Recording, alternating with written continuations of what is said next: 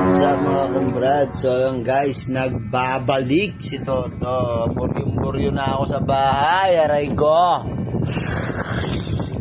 hindi ako makapasok dahil sa lintik na sugat na ko. Ay, ito ko sa inyo guys.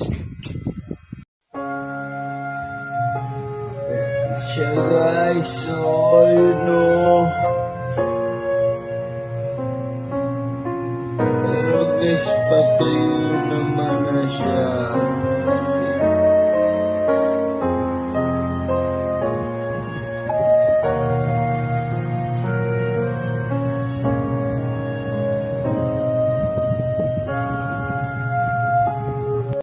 Pero pipili natin pumasok bukas. What? Kahit hindi kaya.